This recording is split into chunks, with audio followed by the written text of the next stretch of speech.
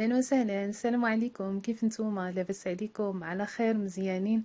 ان شاء الله تكونوا بخير وعلى خير. عواشركم مبروكه، يدخل عليكم سيدي ربي بالصحه والسلامه وكل ما كتمنوا ان شاء الله. اليوم كيف ما كتشوفوا جبت لكم مقرط الكنافه معسله جديده وراقيه، ان شاء الله تعجبكم. خليكم معايا شوفوا المقادير وطريقه التحضير. اول حاجه غنبدا بها هي غادي نعبروا السميده. عندي هنايا زلافه سميده غليظه، بنفس الزلافه غادي نعبر جوج زلايف السميده اللي كنستعملو في الحرشه، سميده متوسطه. انا هنا عبرت بالزلافه، بغيتو تعملوا القياس صغر من هذا عبروا بالكاس. عاوتاني نفس الشيء كتعملوا جوج الكيسان د سميده متوسطه اللي كتمشي في الحرشه، وواحد الكاس سميده غليظه. غنزيد الزلافه الثانيه،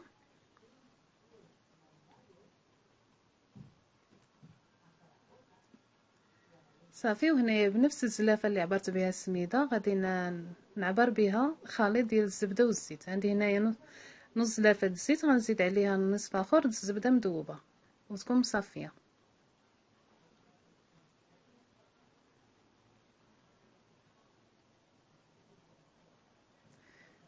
دابا غادي نخلط داك الزبده والزيت مع السميده، وغادي نبقى نبسس بداك السميده حتى نحسو بداك الزيت والزبده لبسنا داك السميده كامله.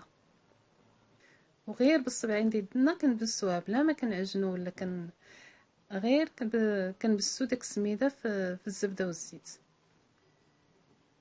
انا هاد الخليط غادي نغطيه وغادي نخليه يبات ليله كامله عاد باش نعمل له باقي المقادير. نتوما اذا كنتم مزروبين فيه خليوه يرتاح واحد الساعه د المكانه ولا ساعتين د المكانه وخدموا فيه. صافي كيف ما كتشوفوا هي السميده كامله تلبست لي بداك الزيت والزبده. دابا غادي نغطيه ونخليه يبات ليله كامله عاد باش نكملوا الخدمه د المقروط ديالنا. بعد ما خلينا الخليط السميده يبات ليله كامله غادي ندوزو نشوفوا المقادير الحشوه. عندي هنا 300 غرام د اللوز اللي حمرته في الفران بالقشره ديالو وطحنته. عندي معلقه كبيره د الزبده، معلقه كبيره د مربى الخوخ، غنحتاجو 2 معالق كبارين د المزهر، و2 معالق كبارين د الحليب مركز محلى.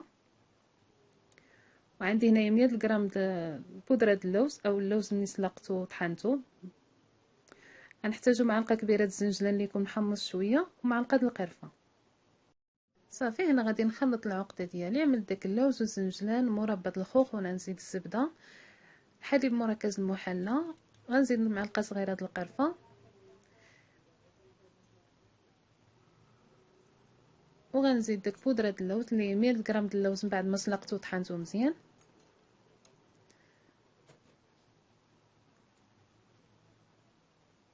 وغنزيد داك 2 معالق كبارين د المزهر. صافي وغادي نجمع العقده ديالي.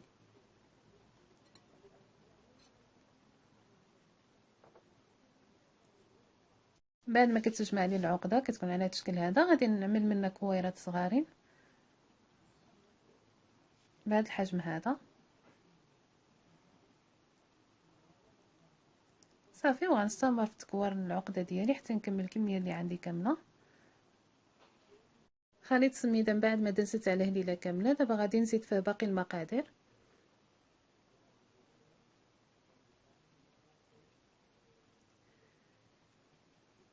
غادي نزيدو فيه نص معلقه صغيره د القرفه، نص معلقه صغيره د السمن، غنزيد معلقه كبيره د سكر سنيده، 2 معالق كبارين د الطحين.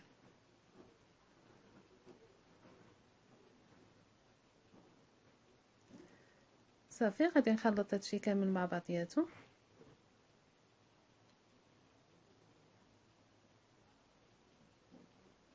كيف ما كتشوفوا كنبسس غير بالصبعين ديال يدي، ما كنعجنوش، غير كنخلطو. غادي نجمعو بالماء والمزهر، عندي تما زلافه د الماء والمزهر، واذا كان باقي خصنا الماء غادي نزيدو الماء عادي.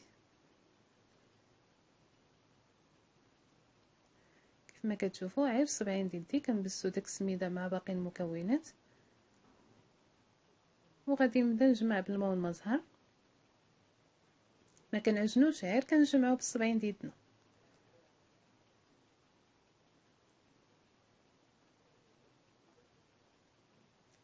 صافي هنايا كملت داك الزلافه د الماء والمزهر.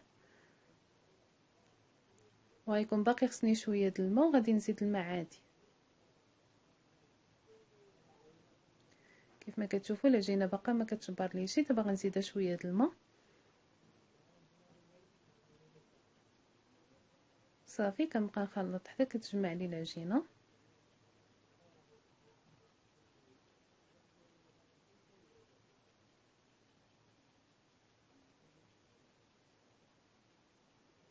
هنا من بعد ما كملت العقده بتكوار كناخذ هنا الكنافه، عندي تقريبا واحد 300 غرام.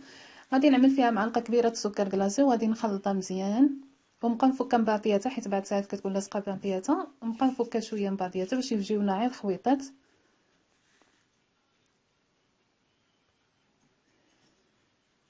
صافي وغادي ناخذ 2 معالق كبار د الزبده مذوبه، وغادي نلبس ديك الكنافه كامله بديك الزبده.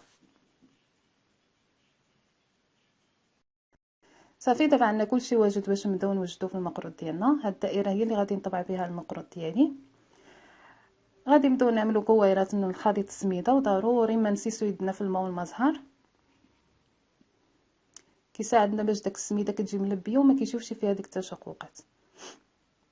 وغادي نعمرو بداك عقده اللوز، القياس عملو اللي بغيتو، كبارين صغارين نتوما والقياس اللي بغيتو. صافي هنا كنبقى نكور في ديك الكويره حتى كتلبى مزيان في يدي كيف ما كتشوفوا. دابا غادي ندوزها في الكنافه.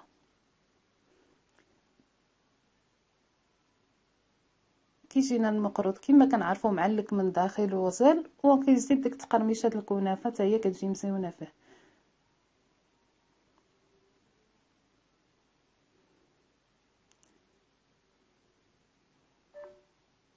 بالنسبه لهاد المقروط انا غادي نطيبو في الفران، بغيتو قليوه في الزيت قليوه في الزيت، ولكن من الاحسن في الزيت تقليوه في الشبكه.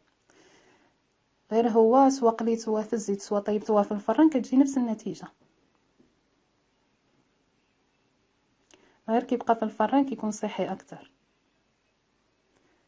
صافي انا غنستمر هيدا حتى نكمل المقروط ديالي كامل. ودابا غادي ندخل المقروط للفران اللي عندي كيسخن 180 درجه، وفاش ندخلو المقروط يطيب نقصولو 150. اي نوع د الفران يعني يسخن مزيان، ومن بعد نقصولو درجه الحراره باش يطيب لنا على خطر خاطرو. هنايا المقروط من بعد ما خرجته من الفران كيف ما كتشوفوا خدا اللون ذهبي، الطابو تحمر. دابا غادي نطفيوه في العسل اللي عندنا منسم بالمزهر. صافي من بعد ما طفينا المقروط ديالنا في العسل، قلنا العسل ضروري يكون منسم بالمزهر. هذا هو الشكل ديالو من بعد ما كيتعسلوا. دابا غادي نزوقو بشويه البيستاج من فوق، تزيين زوقو باش ما بغيتو. صافي وهذا كيكون المقروط ديالنا واجد. صافي وكنقدموا المقروط ديالنا بالصحه والراحه. اذا عجبكم فيديو اليوم وعجبتكم الوصفه ما تنساوش تخليوا لي اعجاب وكذلك تعليق ديالكم، وشكرا على المتابعه، والسلام عليكم ورحمه الله تعالى وبركاته. في وصفه اخرى ان شاء الله وفيديو اخر.